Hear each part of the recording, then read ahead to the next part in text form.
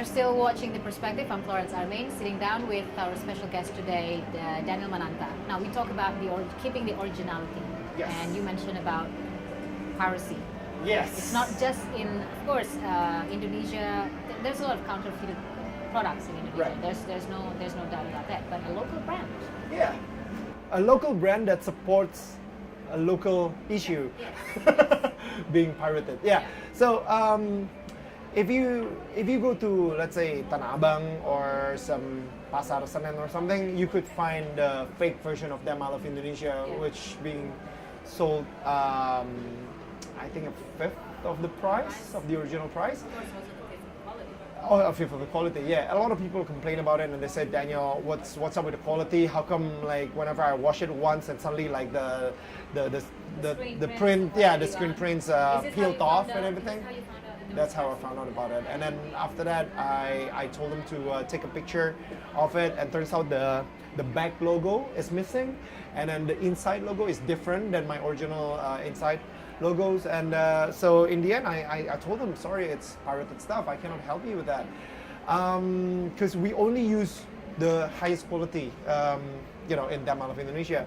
So then, but it's getting worse now, because in Jogja, in Malioboro even, there is a pirated store of Damal of Indonesia. So there's a whole store with a huge banner in front of it says Damal of Indonesia, and then even on a side note saying the first one in Central Java. They're not even being subtle about it. They're just Not upfront. at all. Not at all. Have you tried to deal with this? We are currently working on it with our how do you say the IP lawyers. So we're going soon to stop the piracy and everything. Yeah. So yeah. Wow. And how is your? I'm sure your supporters would know exactly what to expect when they get into a Damal of Indonesia store. Now, moving on forward, branching out, expansion. You have 9 stores in Indonesia, a couple outside of Jakarta. Yeah. You have in Bali, in Medan. No. Yeah. So Surabaya. Bali, Surabaya, Makassar, and Jakarta. Okay. Yeah. And 5 stores in Jakarta. Yeah. Do you have any plans of expanding your brand in beyond Indonesia, definitely. Indonesia? Yes, in Indonesia, definitely. We've been doing this very organic, basically, with our team, with our winning team, which is, they're amazing. For example, 3 years ago we have 15 people. This year we have 17 people. So with this like winning team that I call them, and I'm so proud of them, and my partners as well, who's like irreplaceable. We Win Satria and Martina Halim.